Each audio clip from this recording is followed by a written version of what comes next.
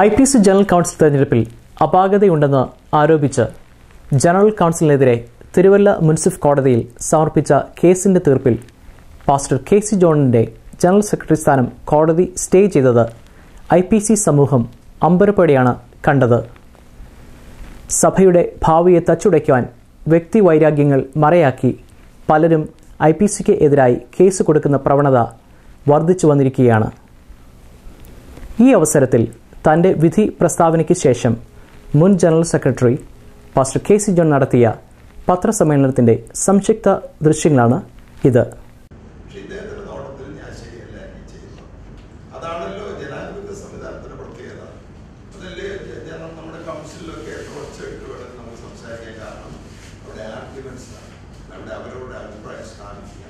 അഭിപ്രായ വ്യത്യാസങ്ങളുണ്ടെങ്കിൽ അത് പറഞ്ഞ് ഏറ്റവും കൂടുതൽ കൺഫ്യൂഷൻ എത്ര ഹെൽത്തിയായിട്ട് നമ്മുടെ സഭ പോകുന്നത്, എത്രയോ കൗൺസിലുകളിൽ നമ്മുടെ എല്ലാം തീരുമാനമെടുത്തേക്കുന്നു എന്ന് തോന്നുകയാണെങ്കിൽ അതിനെക്കുറിച്ച് എഴുതാൻ പത്രങ്ങളുണ്ട്. പത്രം ജനാധിപത്യത്തിന്റെ 4ാം പില്ലറല്ലേ. അപ്പോൾ ജനാധിപത്യം എന്ന നിലയിൽ സഭ ശക്തമായി പോകാൻ തക്കൊണ്ട് നമുക്ക് നന്നായി സംസാരിക്കാൻ കഴിയുന്ന കൗൺസിൽ അംഗങ്ങളുണ്ട്, അഭിപ്രായം പറയുന്നവരുണ്ട്, അതുപോലെ പത്രങ്ങളോട് വിമർശിക്കുന്ന പത്രങ്ങളുണ്ട്. അധികാരികൾ തെറ്റ് ചെയ്തിരിക്കാം, അവർ ചിലപ്പോൾ അവരുടെ ബുദ്ധി കുറവ് തെറ്റ് ചെയ്തിരിക്കാം, അറിവില്ലായ്മ കൊണ്ട് ചെയ്തിരിക്കാം, അല്ലെ സ്വാർത്ഥ താല്പര്യം കൊണ്ട് ചെയ്തിരിക്കാം. പക്ഷേ സഭ കറക്റ്റ് ചെയ്യപ്പെട്ടുകൊണ്ടിരിക്കാം ഓരോ കാലം.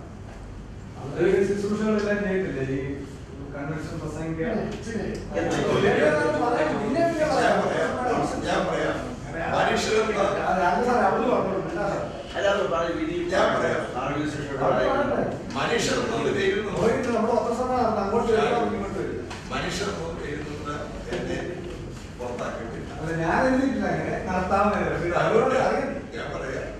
മനുഷ്യർ നൽകുന്നത് പുറത്താക്കിയിട്ടില്ല, ഒരു പാസ്റ്റർ നൽകുന്നത് പുറത്താക്കിയിട്ടില്ല, ഒരു പ്രസംഗം എന്നത് പുറത്താക്കിയിട്ടില്ല.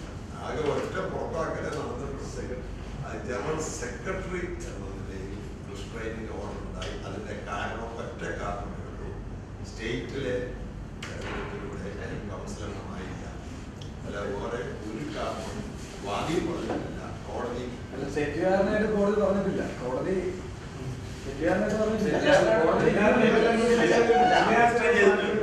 കോടതിയുടെ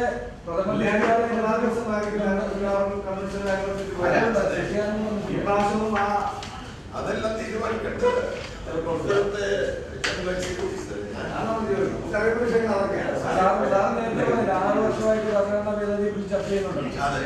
എന്തുകൊണ്ടാണ് ഈ 6 വർഷത്തോളം നീണ്ടുപോയി നടക്കാതെ?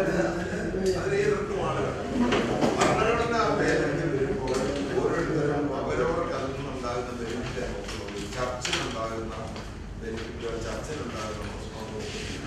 അതായത് ഇയാൾ മരിച്ചു പോകുന്ന ആളാണ് എന്ന് പോലും നോക്കുന്നില്ല, അയാളെന്ന് ജീവിച്ചിരിക്കുന്നു, അയാൾക്ക് ഒരു കുഴപ്പം ഇപ്പോഴത്തെ പന്ത്രണ്ട് മാറ്റം തന്നെ പ്രധാനപ്പെട്ട എന്തിനാ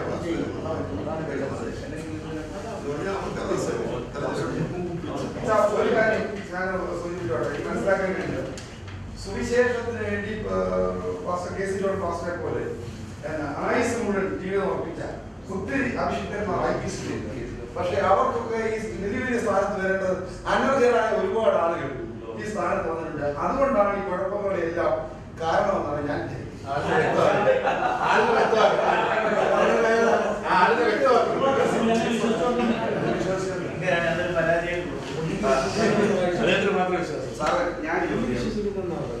സാറിന്റെ കുറ്റം കൊണ്ടല്ല ഇങ്ങനെ പേര് വന്നു. അപ്പൊ തന്നെ ഭരണഘടനയ്ക്ക് കുറ്റമുണ്ടെന്ന് കോടതി പറഞ്ഞില്ല. ഞാൻ ഒന്ന് പറയാം, ഭരണഘടനയ്ക്ക് കുറ്റമായില്ലല്ലോ. IPC എന്ന സൊസൈറ്റി പരമാധികാരി എന്ന് പറയുന്നത് ഭരണഘടനയാണ്. IPC എന്ന സൊസൈറ്റിയിൽ പരമാധികാരി ജനറൽ ബോഡിയാണെന്നാണ് ഞാൻ ധരിച്ചത്. ജനറൽ ബോഡിയല്ല. എന്നാൽ ഭരണഘടനയെ തിരുത്താൻ ഉള്ള അധികാരം ജനറൽ ബോഡിക്ക്. ഭരണഘടനയെ തിരുത്താൻ ജനറൽ ബോഡിക്ക് അധികാരമുണ്ട്. പക്ഷേ എന്ത് ഭരണഘടനയിലുണ്ടോ അതാണ് പരമാധികാരം. അതിന്റെ വള്ളിയോ പുള്ളിയോ തെറ്റാരക്കത്തിലെ വ്യാഖ്യാനിക്കുന്നത് കോടതിക്ക് ബോധ്യം വരുന്ന പ്രശ്നമായിരിക്കും. സാർ തേർഡ് ഡിഫൻഡന്റ് ആണല്ലോ. അപ്പൊ മൊത്തം എത്ര ഡിഫൻഡ് ഈ 6 ഡിഫൻഡിൽ ബാക്കി 5 ഡിഫൻഡ് അവർ അപ്പീലിന് പോകാൻ തയ്യാറാവുകയും ഈ കേസ് അങ്ങേക്ക് അനുകൂലമായ ഒരു വിധി ഉണ്ടാവുകയും ചെയ്താൽ അങ്ങ് വീണ്ടും ഈ സ്ഥാനം ഏറ്റെടുക്കാൻ തയ്യാറാവുന്നു.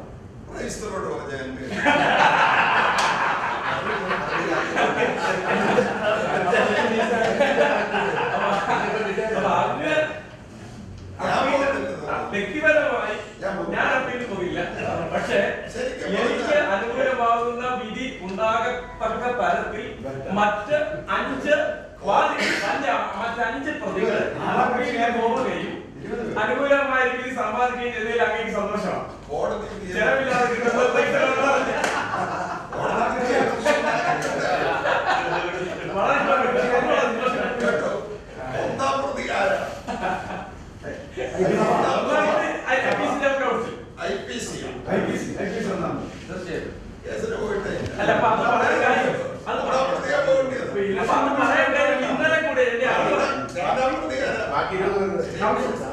അതിലെ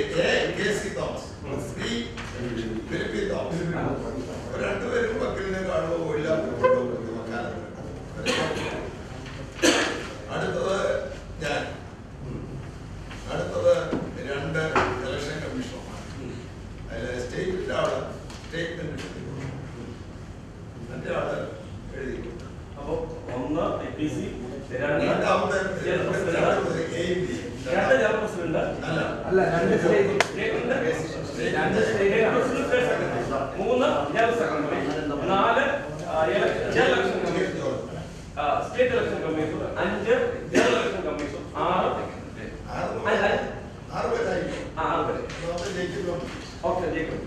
അപ്പം ഇന്നലെ കൂടിയ ജനറൽ കൗൺസിലിൽ ഉണ്ടായ ഒരു ചർച്ച തീരുമാനം കേട്ട കാര്യമാണ്.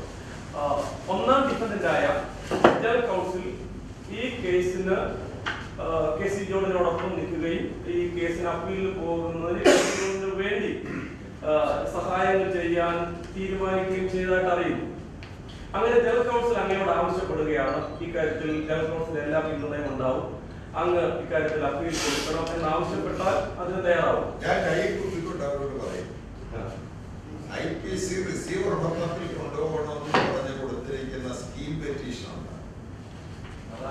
അതിന്റെ പേപ്പറെങ്കിലും ഇവിടുന്ന് വാങ്ങിച്ചുകൊണ്ട് പോകാൻ ടൈം ഉണ്ടാകണം. കാരണം സെയിം ഡേയിൽ സെയിം വാദി കൊടുത്ത കേസാണ്. ഒരേ ദിവസം എന്നെ സ്റ്റേ ചെയ്യണമെന്ന് പറഞ്ഞ വാദി എന്നെ സ്റ്റേ ചെയ്യണമെന്ന് പറഞ്ഞ ദിവസം തന്നെ രാവിലെ ഈ കേസ് കൊടുത്തു. ഉച്ചയ്ക്ക് റിസീവർ ഭരണത്തിന് സ്കീം പെറ്റീഷൻ. ജനറൽ സെക്രട്ടറി സ്ഥാനത്ത് നിന്ന് റിസ്റ്റൈൻ ചെയ്തതെന്ന് അറിഞ്ഞ ദിവസം തന്നെ തുടർന്ന് എക്സിക്യൂട്ടീവ് പ്രധാനപ്പെട്ട ആളുകളെ ഫോൺ ചെയ്ത് ഞാൻ അറിയിച്ചു, എനിക്ക് ഇങ്ങനെ വിധി വന്നു. പക്ഷെ അത് ഞാൻ വിധി വന്നിട്ടുണ്ട്, ഞാൻ തുറന്ന് ഇക്കാര്യം ചെയ്തിട്ടില്ല, അടിയന്തരമായി നിങ്ങൾ ചെയ്യേണ്ട ചില കാര്യങ്ങളുണ്ട്.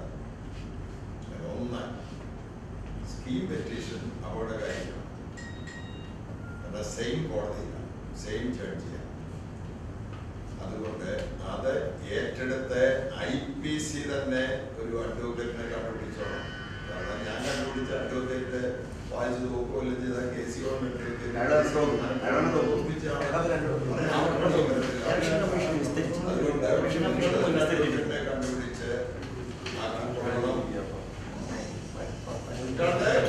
ജനറൽ കൺവെൻഷന്റെ കാര്യങ്ങൾ ചെയ്യാം. ഈ കാര്യങ്ങളെല്ലാം അന്ന് പറഞ്ഞതാണ്, എത്ര ദിവസങ്ങൾക്ക് മുമ്പ് പറഞ്ഞു. അത് കഴിഞ്ഞ് ഇവരെ എല്ലാം അതിനുശേഷം 3 പ്രാവശ്യം കണ്ടു. 3 പ്രാവശ്യവും ഞാൻ ഇത് പറഞ്ഞ് ഇന്ന് വരെ കേസിന്റെ പേപ്പർ കൊണ്ടുപോയിട്ടില്ലെന്നറിയാമോ? അവരെ എനിക്ക് വേണ്ടി കേസ് പറയാൻ പോകും. അതൊക്കെ കൗൺസിൽ കൂടുമ്പോൾ ആളുകൾ പറയും, പിന്നെ അവർക്ക് വേറെ ജോലിയുണ്ട്. അതിന്റെ എനിക്ക് കിട്ടിയ അറിവനുസരിച്ച് അതിന്റെ ഡേറ്റുകൾ ഇനി കിടക്കില്ല, കേസിന്റെ വാദത്തിന്റെ ദിവസം. അതുകൊണ്ട്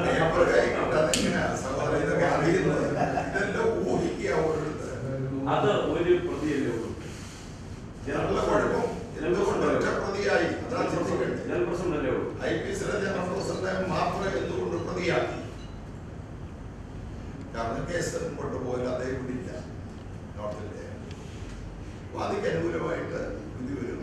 അത് ജനറൽ പ്രസിഡന്റ് എന്ന് പറയുന്ന ആള് ഒരു പവർ ഓഫ് അറ്റോർണി എഴുതി കൊടുത്താൽ മതി ആർക്കോടാണ്. അത് നടന്നിട്ടില്ല. പവർ ഓഫ് അറ്റോർണി ഇല്ല. കേസിനാരും പോയിട്ടില്ല, വക്കീലിനെ കണ്ടിട്ടില്ല. ഒരുപാട് ഉദ്യോഗസ്ഥന്മാരെ വെക്കാം. PR മറ്റൊക്കെ ഓരോ നിങ്ങളുടെ പത്രത്തിൽ അപ്പോൾ ഫോട്ടോ വിടാം. കോടതിയിൽ അത് ചെയ്യാത്ത ആളുകൾ എനിക്ക് വേണ്ടി കേസിന് പോകുമെന്നാണോ സഹോദരൻ പിന്നിൽ ധരിച്ചിരിക്കുന്നത്? ഞാൻ പ്രതീക്ഷിക്കുക അങ്ങനെ വലിയ അത്ഭുതം നടക്കും. നടക്കാൻ പോകും. സഭ മുഴുവനുണ്ട് എന്ന വലിയ സന്തോഷം.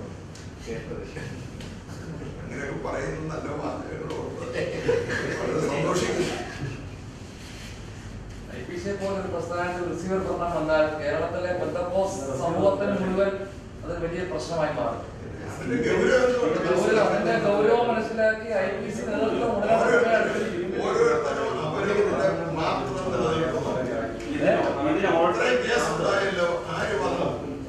ഇതെല്ലാം കേസ് എത്ര കേസുണ്ടായി സെൻട്രൽ മാസ്റ്റർമാരെ എല്ലാം അസാധുക്കളാക്കിയില്ലേ?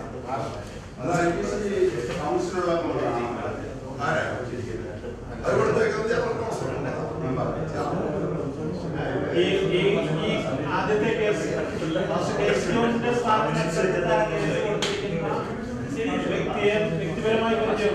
ഇല്ല, വ്യക്തിപരമായിട്ട് ഒരു പരിചയം നാളെ വേണ്ടി യാതൊരു ഇന്ററാക്ഷൻ ഉണ്ടായിട്ടില്ല. അദ്ദേഹം എന്റെ ശത്രുവല്ല, അദ്ദേഹം എന്റെ മിത്രവുമല്ല. പക്ഷേ ശത്രു എന്ന് പറയുമ്പോൾ ഇതിന്റെ പിന്നെ കോക്കസ് എന്തെങ്കിലും ഉണ്ടാകും. അവരെ കുറിച്ച് അറിവില്ല. പാസ്റ്റർ പ്രസ്താവനയിൽ ഈ പാസ്റ്റർക്ക് വന്ന വിധി ലഭിക്കത്തക്കോന്ന് അങ്ങനെ ചിലരുണ്ടെന്നുള്ള വിധി ഉണ്ടായിരുന്നു. എന്നിട്ട് ഇവരുടെ പേരിൽ ഇങ്ങനൊരു കേസ് പോയിട്ടില്ല. പാസ്റ്റർക്ക് മാത്രമാണ് ഈ കേസ് അനുഭവിക്കേണ്ടി വന്നത്. അതുകൊണ്ട് ഇത് എന്തോ ഒരു വ്യക്തിപരമായി തീർക്കുന്ന പോലാണ് ഇത് ധാർമ്മികതയാണ് കണ്ടെങ്കിൽ നിയമത്തിന് വേണ്ടി പോരാടുകയാണെങ്കിൽ ഇതിനെ സമാനമായ എല്ലാവരും പേരിൽ കേസ് നീതിക്ക് വേണ്ടിയാണ് ചെയ്യുന്നത്. ഒരു വാദി എന്നെ ഫോണിൽ വിളിച്ചു പറഞ്ഞു. സാറിനെ വിളിക്കുന്ന ആളല്ല. ഞാൻ എന്താ എന്റെ റിയാക്ഷൻ അറിയാനിരിക്കും. ആരും കിട്ടുന്നില്ലായിരിക്കും. വാദി തന്നെ നേരിട്ട് തന്നെ വിളിച്ചു. എനിക്കെതിരെ കൊടുത്ത ആളല്ല. ചോദിച്ചാക്കോ എന്നെ വിളിച്ചു. നീതിക്ക് വേണ്ടി ഞാൻ എന്ത് നീതിയാ സാറേ? ആരൊക്കെയാണ് ഏതൊക്കെ സ്റ്റേറ്റിൽ നിന്ന് ജനറലോട് കൂടി തിരഞ്ഞെടുക്കപ്പെട്ടതെന്ന് നിങ്ങൾ മനസ്സിലാക്കിയിട്ടില്ല, നിങ്ങൾ തിരക്കിയിട്ടില്ല. അത് നീതിയല്ല, ഇത് ടാർഗറ്റ് ചെയ്യാനും അല്ലോ ആരുണ്ടെന്ന് അറിഞ്ഞാലും ഞങ്ങൾ അതിന് വേണ്ടി നീങ്ങി. യാതൊരു പ്രശ്നമില്ല. എന്ന് പറഞ്ഞ ആളിനെ ഇറങ്ങി ചെല്ലുമ്പോൾ കേന്ദ്രാനിക്കാണ് എനിക്ക് മനസ്സിലാകത്തില്ല. ആളിനെ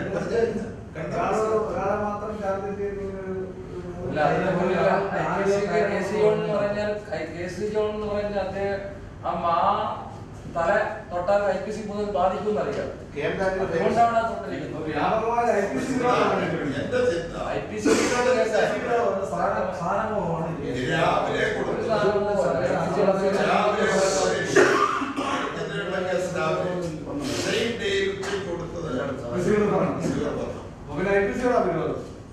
അപ്പോൾ ജനറൽ സെക്രട്ടറി എന്നയാൾ നീങ്ങിപ്പോയാൽ റിസീവർ വന്നിട്ട് കേസ് ഈസിയായിട്ട് ജയിക്കാം. ഒരു വക്കീലിനെ കാണാൻ പോയിട്ടില്ല, അവരുടെ പോയി ഒരു പൗരന്മാരല്ലോ തിരിച്ചു. സെൻട്രൽ പാസ്റ്ററുള്ള സ്ഥാനം അസാധുവായി ഇല്ല, സെൻട്രൽ പാസ്റ്റർ സ്ഥാനം 3 വർഷത്തിൽ പോയില്ല ഒരാൾക്ക് ഒരു സെൻട്രൽ പ്രസിഡന്റ് ആയിട്ടിരിക്കാൻ. അതേ ഉള്ളൂ. അതിന്റെ ആപ്ലിക്കേഷൻ വരുമ്പോൾ എല്ലാവരെയും ബാധിക്കും. 3 വർഷം കഴിഞ്ഞാൽ ജനറൽ കൗൺസിലിൽ നിന്ന് അദ്ദേഹം ആഗ്രഹിക്കുന്ന കാര്യങ്ങൾ പറയാൻ അവസരം കിട്ടുന്നില്ല എന്നുള്ളതാണ്.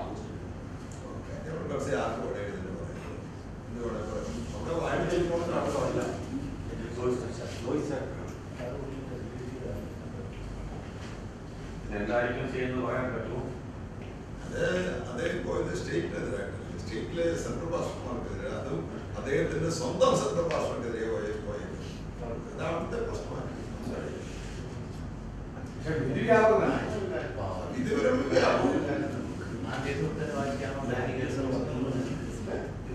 അങ്ങനെ ആ കേസിന്റെ വാശിക്കാണോ ഡാനി ഈ കേസുമായിട്ട് ബന്ധപ്പെട്ട് ഡാനിയോട് ചോദിക്കണം. നമുക്കറിയത്തില്ല ഡാനിയുടെ മാനസികമായ ചിന്താ രീതി ഒന്നും ഐപിസിയുടെ ആദ്യമായിട്ട് ജനറൽ സെക്രട്ടറി ഒഴിവാക്കി നിർത്തപ്പെട്ട ഒരു സാഹചര്യം ഞങ്ങളെ ഉള്ളതാണ്. പക്ഷേ ഈ കാര്യത്തിൽ ഞങ്ങളുടെ പ്രവർത്തകരാകുന്ന ജനറൽ എക്സിക്യൂട്ടീവ് അംഗങ്ങളുടെ വികാരം എന്താണെന്ന് പറയാൻ താല്പര്യമുണ്ടോ?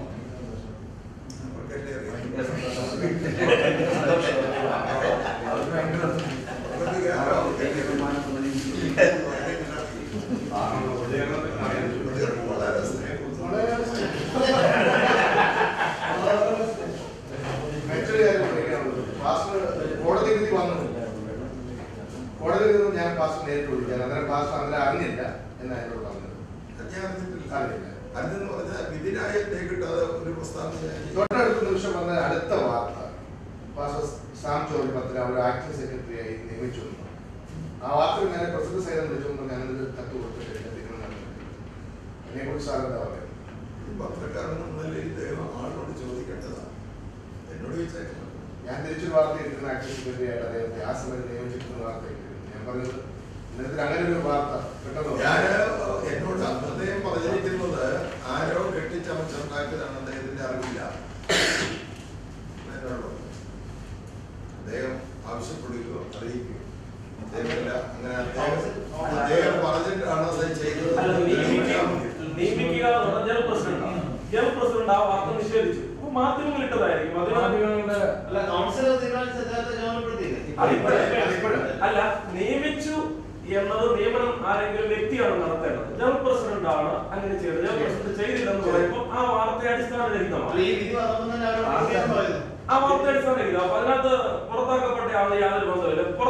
ജനറൽ സെക്രട്ടറി പുറത്താക്കപ്പെട്ട സെക്രട്ടറി ഞാൻ നേരിട്ട് ചോദിച്ചപ്പോഴും അദ്ദേഹം ജോയിന്റ് സെക്രട്ടറി പറഞ്ഞു ചുമതലകൾ ഏറ്റെടുക്കണം എന്ന് അദ്ദേഹം ആവശ്യപ്പെട്ടു എന്ന എന്നോട് നേരിട്ട് പറഞ്ഞു. അത് സാം ജോർജ് ചുമതല നിർവഹിച്ചിട്ടുണ്ടാവാം. അത് ആരെങ്കിലും ചുമതല കൈമാറി എന്ന് പറയുന്ന അടിസ്ഥാനരഹിതമായ വാർത്തയാണ്. അത് ജനറൽ പ്രസിഡന്റ് നിഷേധിച്ചിട്ടുണ്ട്, അങ്ങനെ ചെയ്തിട്ടില്ല. പെട്ടെന്ന് വന്ന വാർത്ത തൊട്ടടുത്ത ദിവസം തന്നെ കുമ്പനാട് മീറ്റിംഗ് കൂടി ജനറൽ കൗൺസിൽ എക്സിക്യൂട്ടീവ് അടിയന്തരമായി കൂടി അദ്ദേഹത്തെ ചുമതലപ്പെടുത്തി.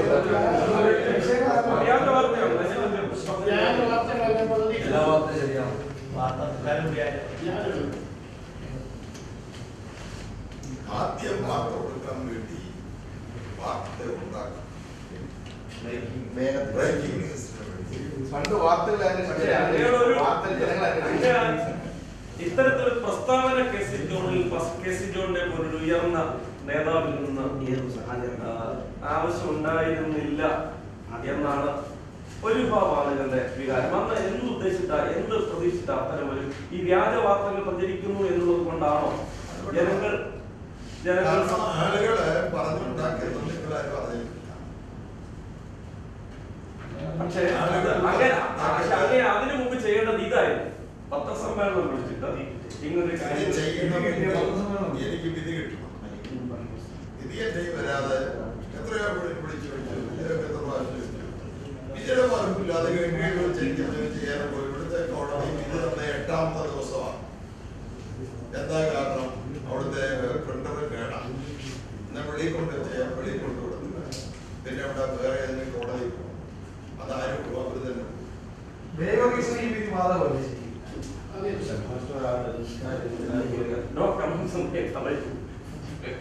അതുകൊണ്ടായിരിക്കും ആ പ്രസ്താവനയ്ക്ക് മറുഭാവം പ്രസ്താവന വീണ്ടും കോടതിയിൽ തീരുമാനിക്കും.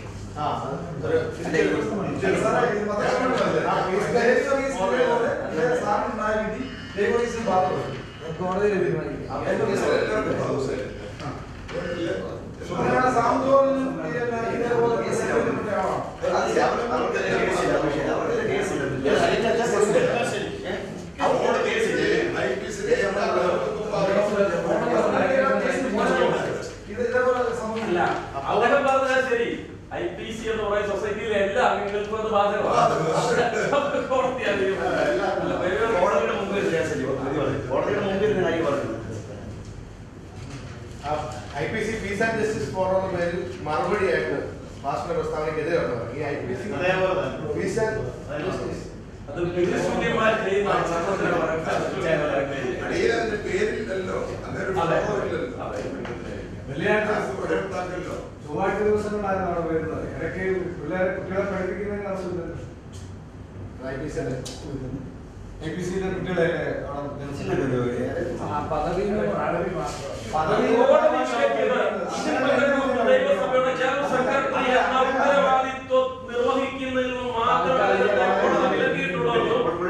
ആത്മീയ കാർമ്മിക ശുശ്രൂഷകളിൽ KC ജോൺ തുടരുന്നതിന്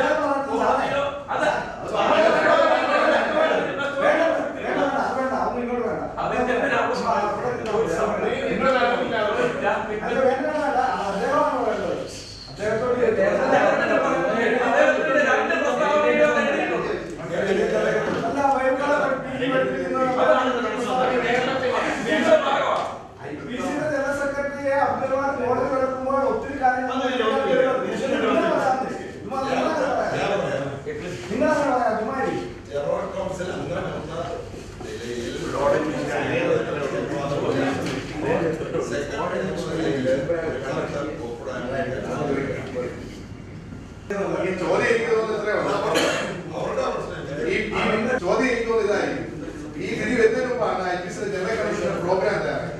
എന്റെ അറിവ് ശരിയാണെങ്കിൽ പാസ്സാകാത്ത പ്രാസംഗിക അതൊരു പക്ഷേ ഇനി ഉണ്ടാകുമോ ഇല്ലയോ എന്നുള്ളതായിരിക്കും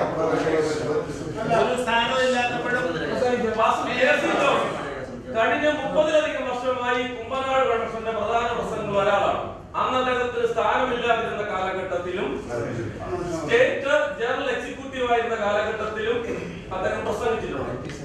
IPC-യുടെ ഇപ്പം തയ്യാറാക്കപ്പെട്ട പ്രോഗ്രാമിൽ വെറും സാധാരണ ലോക്കൽ സഭയുടെ ശുശ്രൂഷകന്മാർ പോലും പ്രസംഗകരായി എത്തിയിട്ടുണ്ട്. അപ്പൊ KC ജോണിനെ പോലെ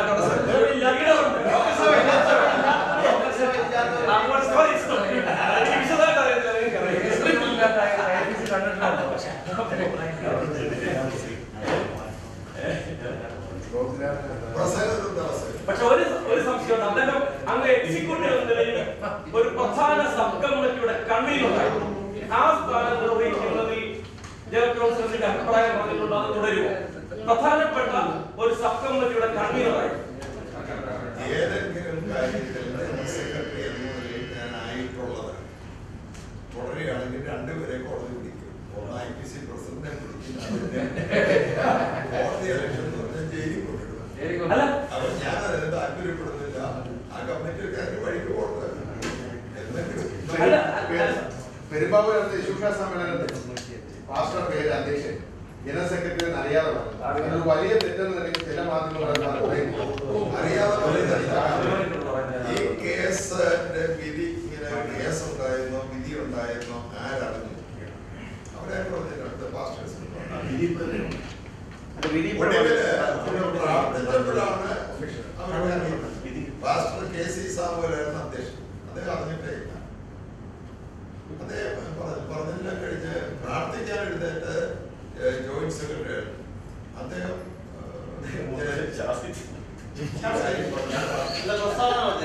പ്രസ്താവന ആ പ്രസ്താവന പ്രാർത്ഥനയില്ലാത്ത അദ്ദേഹമാണ് KC സാമുവൽ അറിയുന്നത്. കോടതിയെ ശാസിച്ചെന്നും പറഞ്ഞ് കേരള സ്റ്റേറ്റിന്റെ കൺവെൻഷന്റെ കേരള സ്റ്റേറ്റിന്റെ 10,000 നോട്ടീസ് ഇതെല്ലാം ചെയ്തുകൊണ്ടിരിക്കുന്നത്. നോട്ടീസ് എല്ലാം ഇപ്പം ചെയ്യണം, പുതിയടിക്കണം. ഇതിനകത്ത് ജനറൽ സെക്രട്ടറി വെച്ചിട്ടുണ്ട്. ജനറൽ കോർഡിനേറ്ററായ എന്നെ അറസ്റ്റ് ചെയ്യും. ഇങ്ങനെയൊക്കെ അറിവില്ലാതെ പറയുന്നു. ഒരു നോട്ടീസ് മാറ്റുന്നില്ല. ആ നോട്ടീസ് തന്നെ വിതരണം ചെയ്തുകൊണ്ടിരിക്കുന്നത് ഇന്നലെ പോസ്റ്റ് ചെയ്തു.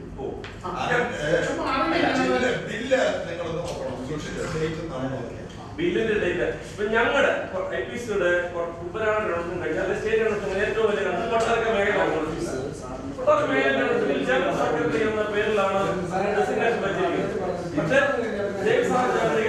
പേര് മാറ്റാൻ ശ്രമിച്ചതേ പറഞ്ഞത് ഡേറ്റ് അതിന് മുമ്പേ വെക്കാവുന്നു. അതിനകത്ത് ഡേറ്റ് വെച്ചു, നോട്ടീസിനകത്ത് ഡേറ്റ് വെച്ചു. ഡേറ്റ് മസ്റ്റാണ്, സ്ഥലവും തീയതിയും മസ്റ്റാണ്. അപ്പൊ സ്ഥലവും തീയതിയും വെച്ച കൂട്ടത്തിൽ 15/11/2014 ഡേറ്റ് വെച്ചിരുന്നു. അപ്പൊ ജനറൽ സെക്രട്ടറിയെ ഒഴിവാക്കാതിരിക്കാൻ വേണ്ടിയാണ് ചെയ്തത്.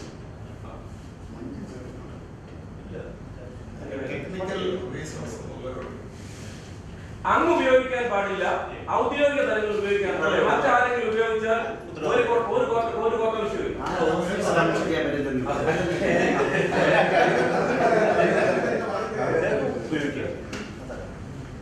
സാറേ ഇതൊന്നും വിഷയമല്ല, സാർ ഉപയോഗിക്കരുതേ ഉള്ളൂ. ആ ഓഫീസ് സാർ ഫംഗ്ഷൻ ചെയ്തെന്ന് മാത്രമേ ഉള്ളൂ, ബാക്കി ഒരു വിഷയമില്ല.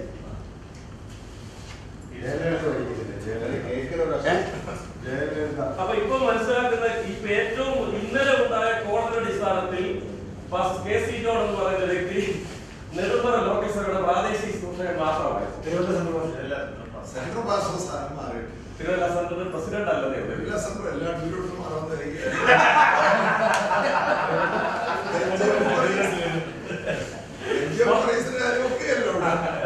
ഞാൻ അങ്ങോട്ട് വരണത് വിഷയമൊക്കെ ഉണ്ടല്ലോ, അങ്ങോട്ട് അപ്പൊ എന്റെ പാസ്പോർട്ട് തിരുവല്ല പ്രസിഡന്റായിട്ട് ഞാൻ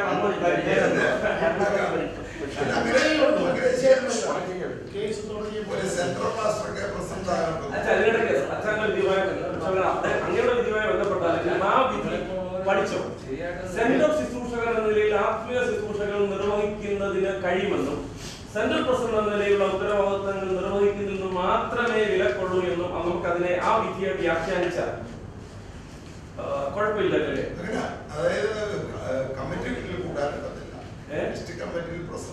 അധ്യക്ഷൻ വഹിക്കാനോ ഉത്തരവാദിത്തം വഹിക്കാനോ പാടില്ല.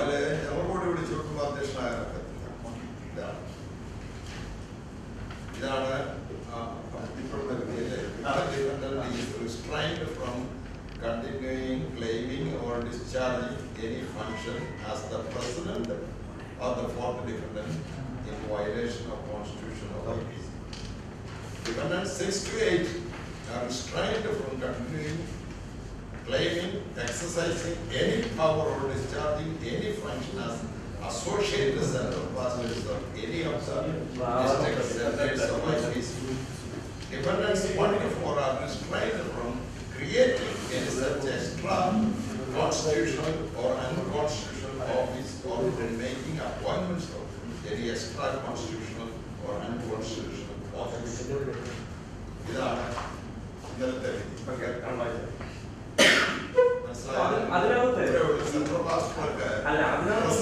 മുഴുവൻ ബാധകമാകുമോ അതോ ആ സ്പിരിച്വൽ മിനിസ്ട്രിയെ ബാധിക്കട്ടെ? അല്ല, വ്യക്തിക്ക് മാത്രമേ ബാധകമാകത്തുള്ളൂ. ഈ വിധി വെച്ചോണ്ട് വേറെ ആരെങ്കിലും കേസ് കൊടുക്കണം? സ്റ്റേറ്റ് കൗൺസിൽ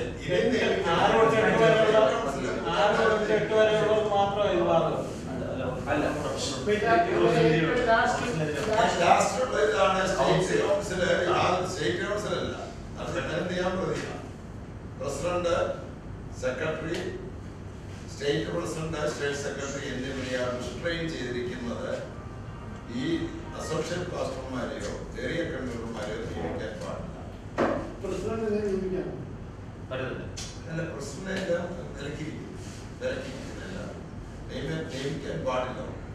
നിയമനം മാത്രമേ ഉള്ളൂ. എക്സിസ്റ്റിംഗ് അത് പറഞ്ഞു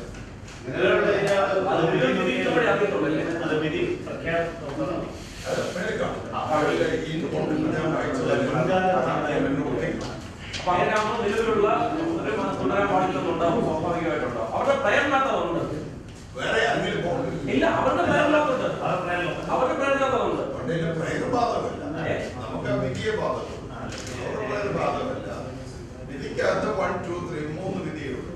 ഈ 3 വിധിയിൽ കൂടുതൽ നമുക്ക് ബാധകമല്ല. പക്ഷേ വേറെ ആരെങ്കിലും വരാം ഈ വിധി വെച്ചുകൊണ്ട് ഇതേ കോടതി IPC ഇത്ര പേരുണ്ട്, നിരവധി ആളുകളുണ്ട്,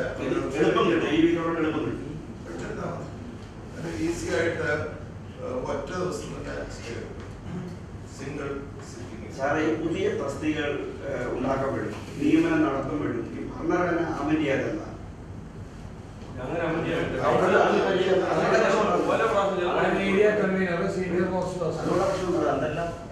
സഭ വളരുമ്പോൾ അതിന്റെ സ്പിരിച്വൽ മിനിസ്ട്രി കാര്യങ്ങൾ ചെയ്യാൻ അധികാരം കൗൺസിലിൽ വന്നിട്ടുള്ള അത് കോടതിയിൽ ചോദ്യം ചെയ്യപ്പെടുമെന്ന ചിന്തയില്ല.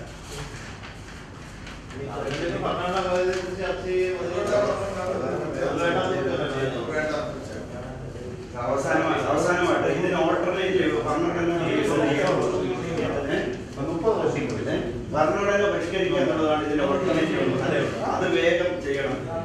സാറ് വേണ്ട ഉത്തരവാദിത്വം വേറെ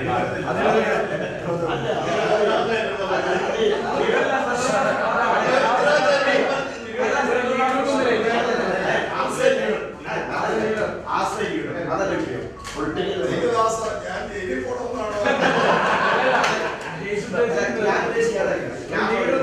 ഞാൻ പറഞ്ഞത് ഇതൊരു ക്രിമിനൽ ആക്ടിവിസമാണ്. IPC ഈ പ്രവണത വർദ്ധിക്കുന്നു. ഇനി ഇഷ്ടം പോലെ കേസ് വരാൻ സാധ്യതയുണ്ട്. ഇതൊരു ട്രെൻഡായി മാറിയിരിക്കുക. ചർച്ചപടി വരത്തില്ല. ചർച്ചപടി വിശ്വാസ കേസ് കൊടുക്കാൻ പുറത്താക്കാൻ ഞാൻ പോലീസിൽ വിളിക്കും. അപ്പൊ ഇത് ക്രിമിനൽ ആക്ടിവിസമാണ്.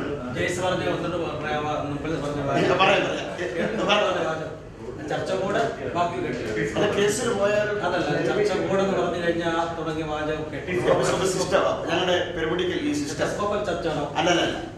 ഈ അഡ്മിനിസ്ട്രേഷൻ എപ്പിസ്കോപ്പൽ സിസ്റ്റം തന്നെ. എപ്പിസ്കോപ്പൽ സിസ്റ്റം അച്ഛൻ ഉദ്ദേശിക്കുന്ന ഹിസ്റ്റോറിക്കൽ എപ്പിസ്കോപ്പസി അല്ല ഞാൻ ഉദ്ദേശിക്കുന്നത്. പിന്നെന്താ അഡ്മിനിസ്ട്രേഷന്റെ കാര്യമാണ്. രണ്ടും ഒന്നല്ലേ? പ്രെസ്ബിറ്റേറിയനും അല്ല, IPC പോലെ കോൺഗ്രിഗേഷനും അല്ല.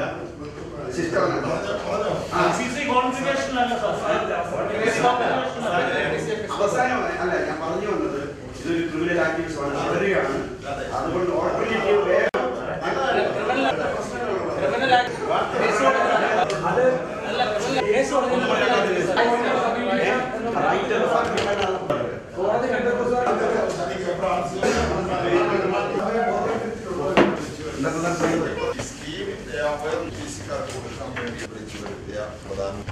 എത്ര പറഞ്ഞിട്ടും കാരണം നമ്മുടെ TV പ്രേക്ഷകർക്ക് എല്ലാവിധ ആശംസകളും